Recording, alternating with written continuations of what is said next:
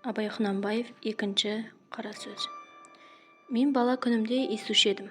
Біздің қазақ сартты көрсе күлуші еді. Енеңді ұрайын, кең қолтық, шүлдіреген тәжік. Арқадан үй төбесіне саламын деп қамыс тартқан. Бұдадан қорыққан, көз көргенде әке-үке десіп, шығып кетсе қызын боқтасқан. Сарт-сұрт деген осы деп, ноғайды көрсе, оны да боқтап күлуші еді. Түйеден қорыққан ноғай, атқа мінсе шаршап, жаяу жүрсе демін алады. Ноғай дегенше ноқай десеңші, түкке ыңғай келмейді. Солдат ноғай, қашқын ноғай, башалшық ноғай деп орысқа да күлуші еді. Ауылды көрсе шапқан, жаман сасыр бас орыс деп.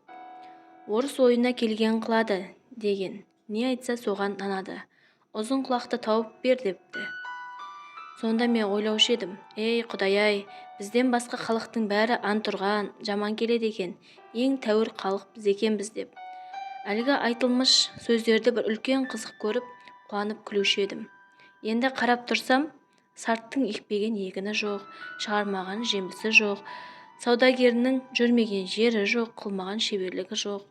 Өзі менен өзі әуре болып, бірімен бірі ешбір шаһар жауласпайды. Орысқа қарамай тұрғанда қазақтың өлісінің ақыреттігін, тірісінің кемін сол жеткізіп отыр.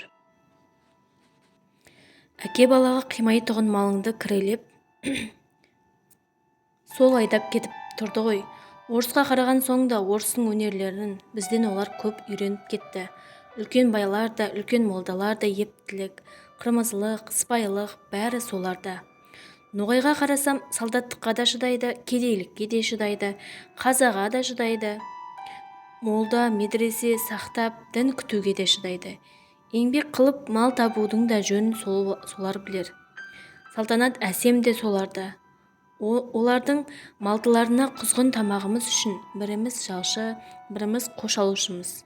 Біздің ең байымызды сәнің шақшы, аяғың білән пішіраттыға қойған идан түгіл, шық сасық қазақ деп үйіне қуып шығарады. Оның бәрі бірін-бірі қуып, қор болмай шаруа қуып, өнер тауып, мал тауып, зор болғандық әсері. Орысқа айтар сөз де жоқ, біз құлы, күңі құрлы да жоқпыз. Бағанағы мақтан, бағанағы қуанған, күлген сөздеріміз қайда?